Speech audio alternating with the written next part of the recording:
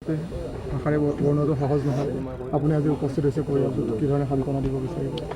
চাওক, আমাৰ সদৌ অসম ছাত্ৰ সন্থাৰ প্ৰত্যেকজন সদস্যাৰ দুটা পৰিয়াল। আমাৰ এটা পৰিয়াল হ'ল আমাৰ মা দেউতা বাই ভনী, এই পৰিয়ালটো আমাৰ নিজৰ পৰিয়ালটো, আৰু এটা পৰিয়াল হ'ল আমাৰ বৃহত্তৰ সদৌ অসম ছাত্ৰ সন্থাৰ পৰিয়ালটো।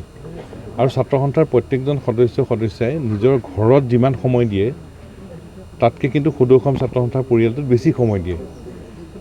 গতিকে মাধুৰ্য নোহোৱা হ'ল, আমাৰ সদৌ অসম ছাত্ৰ সন্থাৰ পৰিয়ালৰ এজন নোহোৱা হ'ল।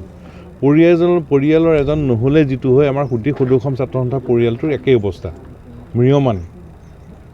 গোটেই অসমত সদৌ অসম ছাত্ৰ সন্থাৰ প্ৰত্যেকজন সদস্য আজি ম্ৰিয়মান, এটা মৰ্মান্তিক, এটা সহিব পৰা নাই সেনে এটা পৰিৱেশ। আৰু আজি আমি মাধুৰ্যৰ মাক দেউতাকক লগ কৰিবলৈ আহিলোঁ। একমাত্ৰ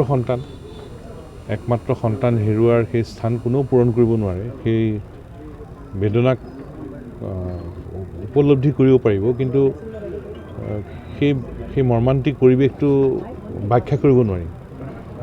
গতিকে আমি সদৌ অসম ছাত্ৰ সন্থাৰ যিহেতু আমাৰ পৰিয়ালৰ এজন সদস্য, গতিকে আমি পিতৃ মাতৃক আমি কৈছোঁ, মাধুৰ্য বৰ্মনৰ পিতৃ মাতৃক, যে আমি সদৌ অসম ছাত্ৰ সন্থাৰ প্ৰত্যেকজনেই পৰিয়ালটোৰ এজন হিচাপে পৰিয়ালটোৰ ওচৰত আমি সাৰথি হিচাপে থিয় দিম। আৰু ইয়াৰ পিছত আমি ৰাইজৰ পৰা বিভিন্ন পৰামৰ্শ পাইছোঁ। ৰাইজৰ পৰামৰ্শ লৈ পৰিয়ালটোৰ এজন হৈ আমি কেনেকৈ আগবাঢ়ি যাব পাৰোঁ ভৱিষ্যতৰ দিনত, সেইধৰণে আমি আগবাঢ়িম। অপৰাধীৰ ক্ষেত্ৰত কিন্তু অসম আৰক্ষী যথেষ্ট কঠোৰ হোৱা দেখা গৈছে। 15 ঘণ্টাৰ ভিতৰত অপৰাধী গ্ৰেপ্তাৰ হ'ল, তাৰপিছত কিন্তু এনকাউণ্টাৰত মৃত্যুবৰণ কৰিলে অপৰাধী। হয়, প্ৰথম কথাটো চাওক, আমি প্ৰথম দিনাৰ পৰা এটা কথা কৈ আছোঁ যে মাধুৰ্য বৰ্মনে নিজৰ ভনীয়েকক ৰক্ষা কৰিবলৈকে প্ৰাণ দিছে। নিজৰ ভনীয়েকক ঘৰলৈ আহোঁতে বাটত আক্ৰমণৰ সন্মুখীন হোৱা ঘটনা অসমত সংঘটিত হৈছে, যিটো কেতিয়াও হ'ব নালাগিব। সেইকাৰণে চৰকাৰক আমি ক'ব খোজোঁ, চৰকাৰ কঠোৰ হ'ব লাগিব। ককায়েকে ভনীয়েকক লৈ অহা পৰিৱেশটো থাকিব লাগিব। ইয়াত নিৰাপত্তাহীনতাৰ প্ৰশ্নটো আহিবই নোৱাৰে। ইয়াত যদি কিন্তু পৰণটোৰ কথা আহিব নোৱাৰে। গতিকে ককায়েকে ভনীয়েকক লৈ আহিছিল আৰু সাহসেৰে ভনীয়েকক নিৰাপত্তা দিবলৈ যাওঁতে, ৰক্ষা কৰিবলৈ যাওঁতে প্ৰাণ দিবলগীয়া হ'ল। আৰু তেতিয়াই আমি কৈছোঁ যে দোষীক কঠোৰ দৃষ্টান্তমূলক শাস্তি দিব লাগে, আৰু এনেধৰণৰ শাস্তি দিব লাগে যাতে আন কোনেও এনেধৰণৰ দোষ কৰিবলৈ সাহস কৰিব নোৱাৰে। এতিয়া হত্যাকাৰীক আৰক্ষীয়ে কৰায়ত্ব কৰিলে, আৰু কৰায়ত্ব কৰোঁতে আৰক্ষীৰ হাতৰ পৰা পলাই যাবলৈ চেষ্টা কৰিছিল, আৰক্ষীক প্ৰত্যাক্ৰমণ কৰিবলৈ চেষ্টা কৰোঁতে এনকাউণ্টাৰ হৈছে। গতিকে আমি মাধুৰ্যক আমি ঘূৰাই নাপাওঁ, ল'ৰাজনক আমি কেতিয়াও ঘূৰাই নাপাওঁ, কিন্তু হত্যাকাৰীক পুলিচৰ কব্জাৰ পৰা আঁতৰি যাওঁতে বা পুলিচক প্ৰত্যাক্ৰমণ কৰোঁতে মৰা হ'ল, সেইটোত অকণমান শান্তি দিছে। আৰু আমি বিচাৰিম যে চৰকাৰ সদায় কঠোৰ হৈ থাকিব লাগে। আৰু ইয়াত কোনো যদি কিন্তু পৰণটোৰ প্ৰশ্ন আহিব নোৱাৰে। প্ৰশ্ন একদম স্পষ্ট, ককায়েকে ভনীয়েকক ঘৰলৈ থ'বলৈ যাওঁতে যদি নিৰাপত্তা নোহোৱা হয়, সেই কথাটো অসমত কিন্তু হ'ব নোৱাৰিব। মানে অপৰাধীয়ে চৰকাৰক ভয় নোখোৱা বা অপৰাধীয়ে অপৰাধ কৰিবলৈ ভয় নোখোৱা, এই যিটো পৰিৱেশ, এই পৰিৱেশটো অসমৰ ৰাইজেও বিচৰা নাই, আমি ছাত্ৰ সন্থাই বিচৰা নাই। অপৰাধী ভয় খাব লাগিব, অপৰাধীয়ে অপৰাধ নকৰিবলৈ বাধ্য হ'ব লাগিব, তেনে পৰিৱেশে লাগে। এতিয়া গোটেই বিষয়টো এটা লাভ জেহাদৰ ঘটনা হিচাপে চিহ্নিত হৈছে বা সেনেকৈ চৰ্চা হৈছে। তাৰ মাজতে ধৰক UCCও আহিলে, গতিকে এই ক্ষেত্ৰত চৰকাৰ আৰু কঠোৰ হ'ব লাগিব। যদি কিন্তু পৰণটোৰ কথা নাই, দুটা কথা চাওক। এটা কথা হ'ল যে ৰাইজৰ নিৰাপত্তা নিশ্চিত হ'ব লাগিব।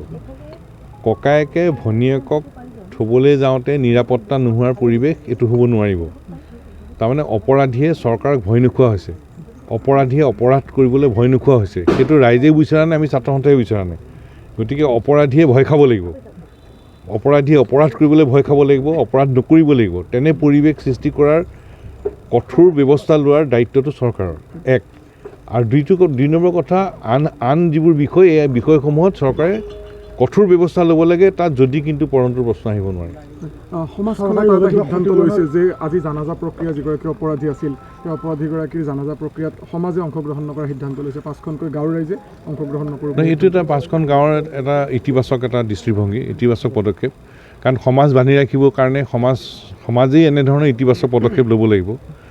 এতিয়া আমি সকলো সমাজ সতৰ্ক হ'ব লাগিব, সকলো বিষয়ত সতৰ্ক হৈ থাকিব লাগিব, সকলো বিষয়ত সচেতন হৈ থাকিব লাগিব আৰু একে সময়তে চৰকাৰ কঠোৰ হ'ব লাগিব। আৰাধাতিৰি 5খন গাঁৱৰ ৰাইজে যিটো পদক্ষেপ লৈছে এইটো এটা ইতিবাচক পদক্ষেপ। চৰকাৰীভাৱে কিবা ক্ষতিপূৰণৰ বাবে কিবা দাবী উত্থাপন আমি যিহেতু মাধুৰ্য বৰ্মনৰ মাকে এটা চাকৰি কৰি আছে, পৰিয়ালটোৰ ভৱিষ্যতটো মাধুৰ্য বৰ্মনৰ ওপৰতে নিৰ্ভৰশীল আছিল আৰু হায়াৰ ছেকেণ্ডেৰী পাছ কৰিছেহে, তাৰপিছত পঢ়া শুনা কৰি পৰিয়ালটো তেওঁ নিজে দায়িত্ব ল'লেহেঁতেন আৰু পৰিয়ালটো তেওঁকে লৈ সপোন ৰচি আছিল। গতিকে মাক দেউতাকে কৈছে যে পুত্ৰক লৈয়ে তেওঁলোকৰ সপোন ৰচি আছিল, সপোন থানমান হৈ গ'ল। গতিকে আমি পৰিয়ালটোৰ দায়িত্ব ল'বৰ কাৰণে আমি চৰকাৰৰ প্ৰতি আমি আহ্বান জনাইছোঁ, অনুৰোধ কৰিছোঁ। ৰাইজে ছাত্ৰ সন্থাক কিবা তেওঁৰ স্মৃতিত কিবা স্মৃতি জুবিন কৰাৰ আমি প্ৰস্তাৱ দিছে, কি দিব? আমি ৰাইজৰ লগত কথা পাতিম, ৰাইজৰ পৰামৰ্শ মৰ্মে ৰাইজে যি ধৰণে কয় আমি সেই ধৰণে আমি আগবাঢ়িম।